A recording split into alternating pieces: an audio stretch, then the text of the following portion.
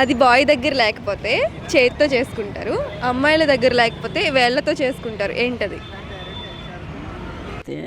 प्यारी समझ गई।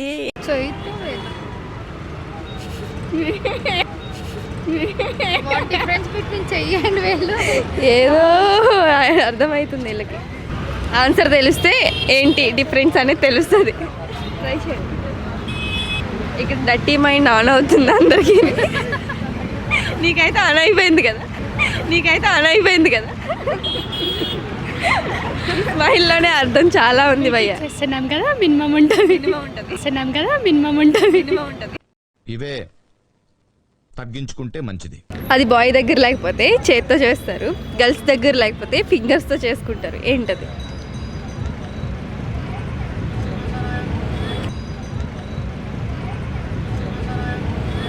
హాయ్ ఫ్రెండ్స్, క్వశ్చన్ డబుల్ మీనింగ్లో అయితే క్వశ్చన్ ఉంది.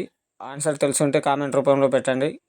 వీడియో నచ్చితే లైక్ చేసి అలాగే మరిన్ని వీడియోస్ కోసం మన ఛానల్ని సబ్స్క్రైబ్ చేయండి.